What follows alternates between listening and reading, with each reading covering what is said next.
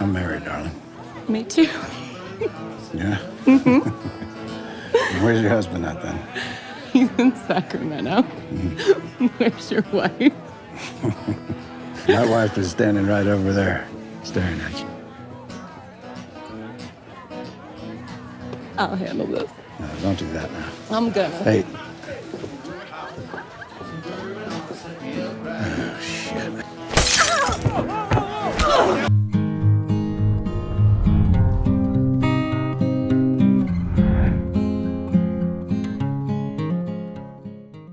John Dutton's successful election as the governor of Montana saddens certain people in the state, among whom are Jamie, his adopted son, Attorney General of State, and co-contestant for the governorship position, but also Caroline Warner at Market Equities, who calls in Sarah Atwood, a businesswoman, who will try to bring down John to insert the weak-willed Jamie as the new governor. During a conversation with Linnell Perry, John's predecessor and now U.S. Senator, John lets her know he had no interest in becoming governor, and only did it to protect Yellowstone, and because his son, Jamie, who he feels isn't capable enough, was going for the position. Linnell also tells him she'd have preferred Jamie, who is someone she can control, but now has to deal with him instead. At the border between the US and Canada, Casey, John Dutton's only son, leads some livestock agents to apprehend a group of horse thieves. As that goes on, John Dutton is sworn in as Montana's governor and immediately cancels the deal with Market Equities for Paradise Valley and the airport, and increases taxes for non-residents of the state. On his way home, Jamie admonishes him to rethink his decision, but John refuses, telling him his inability to protect the ranch and Montana land is why he raced for governor. During the swearing-in party, Rip and Beth discuss John's governorship and Yellowstone, and Rip opines that John becoming governor is why he'll actually lose Yellowstone. Meanwhile, Casey, who successfully retrieved the stolen horses, calls Monica, his pregnant wife, and learns that she's going into labor. Unable to wait at home for the ambulance, Monica tells him she's leaving for the hospital, so he agrees to have an ambulance meet them halfway. However, Monica and her son, Tate, get in a car accident.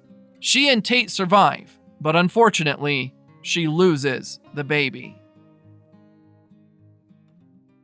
Intent on making his own appointments, John fires his current chief of staff, who was appointed by the office, and replaces him with Beth.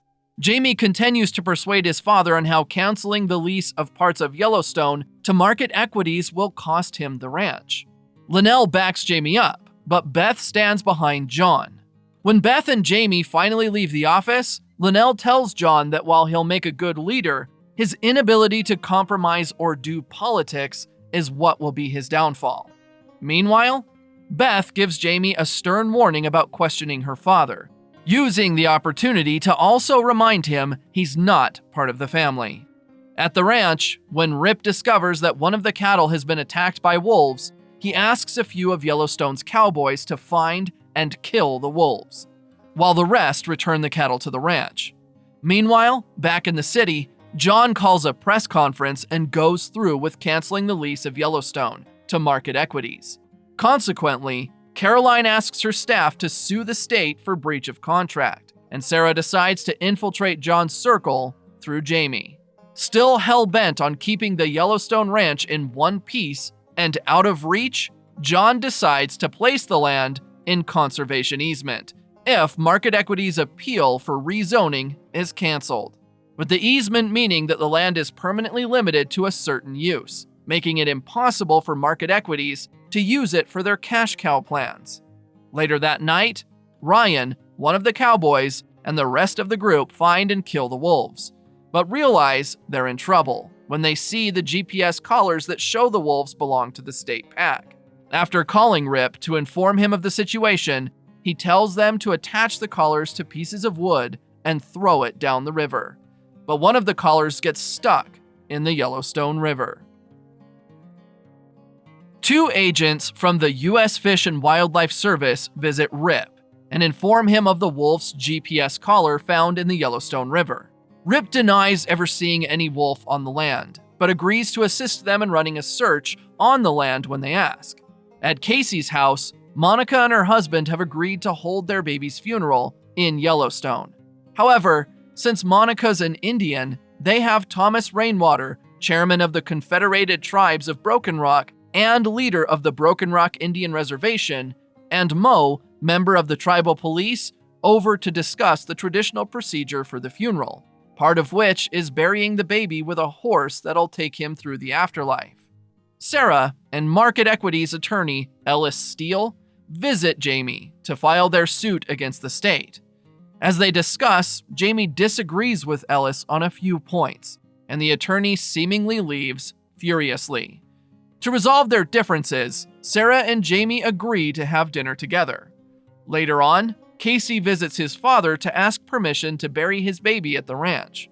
Upon receiving it, he hands over his badge as a livestock agent, explaining that he wants to focus on his family now. Elsewhere on the ranch, the U.S. Fish and Wildlife Service agents are a little unsuccessful in learning more about the wolves because Rip has cleverly had the land where they were found and killed plowed. So, Rip returns home while the officers track the GPS trail to the Yellowstone River. Meanwhile, Beth successfully sells her controlling interest in Schwartz and Meyer to Robert, one of the Market Equities competitors.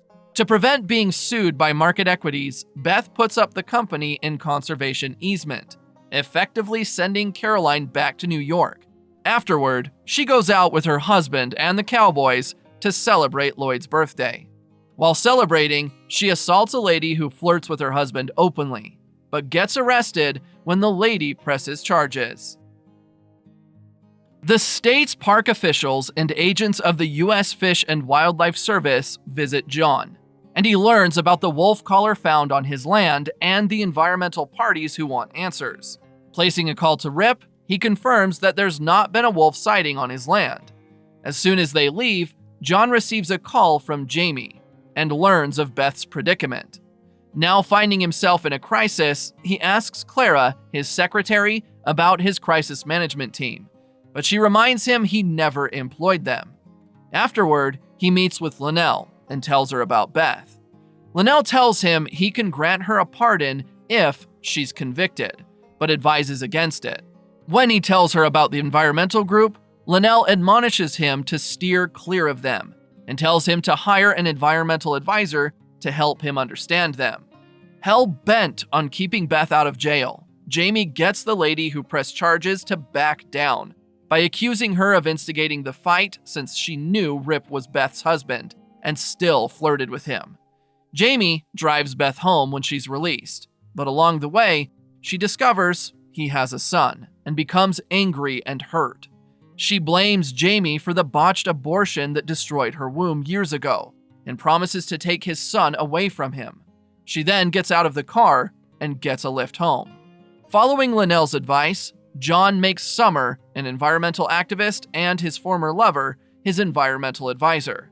Meanwhile, things take a different turn during Sarah and Jamie's dinner date, and they make out in the restroom. Beth, who's been following Jamie because she wants to know what he's up to, follows them into the restroom, finds Sarah's bag outside, and takes a picture of her ID. On getting home, she runs Sarah's name through the search engine and finds out the name is false. Beth wakes up on the wrong side of the bed as she reminisces about the pain of losing her womb, and she talks to her husband about it. Meanwhile, John starts working from the ranch because of the cattle branding he has scheduled for the week, and he tells Clara to cancel scheduled meetings and appointments and keep his schedule as free as possible. He also intends to host a party around branding so people can see what he does. However, Clara cleverly suggests that he invites prominent people to the event and save himself 2 weeks of meetings after the branding. After that, he and Beth hold a conversation about Summer, whom she doesn't like, but John insists he needs her for her environmental savvy. Meanwhile, Monica convinces her husband not to abandon his job as a livestock agent and gets him to attend the branding. That night, during dinner, Summer, who's a vegetarian, picks a fence with the meal, which consists mostly of meat. Annoyed by her antics, Beth asks that they meet outside, and she agrees while John and the rest of the family continue eating. However, a little concerned about what his wife will do, Rip joins the women outside, only to meet them already going at each other. With a better idea in mind, Rip steps in and stops the fight, then suggests that if both women really want to fight, they take turns punching each other until one of them concedes defeat. The women take up his suggestion, and ultimately, Summer concedes defeat, after which they return to the table to finish dinner. The next morning, after breakfast, Beth heads out with the cowboys to gather the cattle for branding, leaving Monica and Summer behind. When Mo sees a military helicopter fly over his house, he follows it and figures out that the President of the United States is coming to Broken Rock. Meanwhile, Jamie and Sarah are now in a relationship, though Jamie experiences doubts from time to time about the possibility that he's just being used. Sarah appears to be quite adept at crushing those doubts. Back at Yellowstone, John and his cowboys have been able to gather the cattle, but they camp out for the night.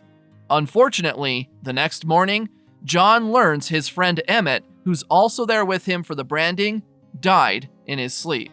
He tasks Rip with leading the cattle and everyone else back to the ranch while he asks Clara to send in a chopper to take Emmett's body. When he and Clara return to the ranch on horseback, he passes on the news to Emmett's wife and consoles her. Afterward, the branding begins. Not long after, Linnell shows up informing John that the president is in Broken Rock, but John isn't enthusiastic to meet with the president and continues with his branding. Then, he walks up to Summer, has a small chat about the event, and asks for a dance, but she turns him down. So, he goes to Linnell instead, who agrees. Meanwhile, Jamie and Sarah watch the news announcing Emmett's death, and the press explains that John's decision not to meet with the president is tied to his decision to stay and mourn his late friend, thus giving him a heroic, loyal tint. Jamie notes John would be hard to beat in a fair fight due to his old ways charisma, but Sarah says, in that case, it'd be wise not to let John show up for the fight. While holding a conversation, Jamie tells Sarah John forced him to become a lawyer when all he wanted was to be a cowboy.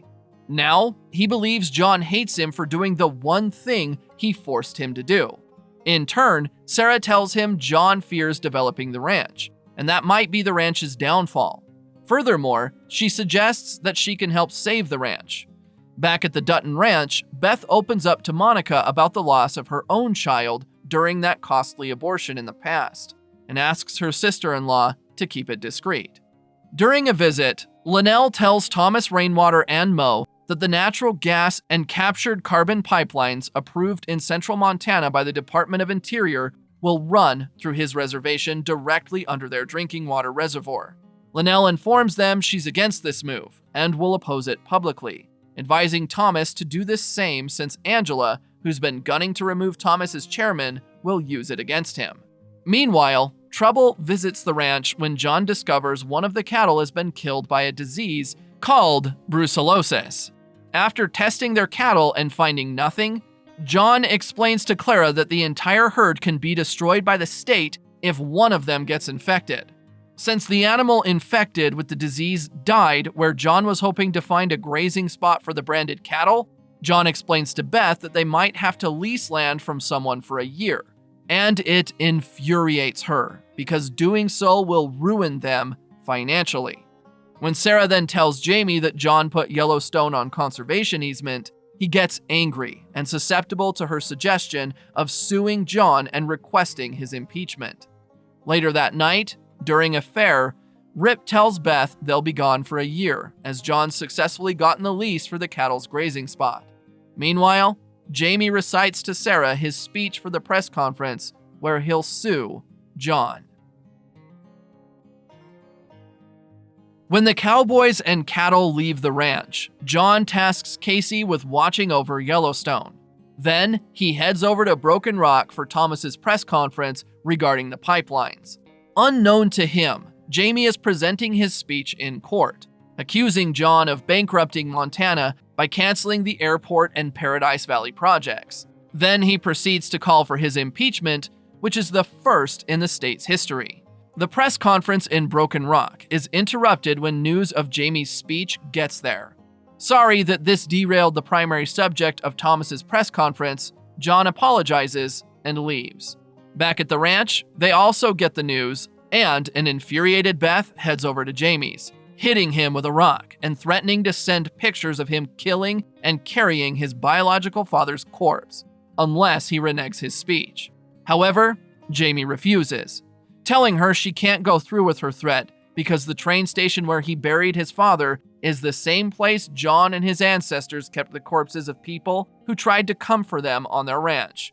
Following this revelation, Beth confronts her father while John, Linnell, and Clara watch the news as he's being accused of killing wolves on his ranch. John asks to have the room with his daughter, who proceeds to ask him about the train station, and he replies in the affirmative. Then, she tells him that Jamie will use everything he knows about him against them, and suggests that Jamie be added to the bodies buried at the train station. Meanwhile, while Sarah treats Jamie's head wound, Jamie decides to kill John and Beth, since he strongly expects the same from them, and Sarah agrees to help him find mercenaries to do the job. What if I want to play offense? You tell me what you want, and I will meet with them. See, if you're gonna go after her, you just might. Maybe. You know? Yeah. That's what I was thinking too.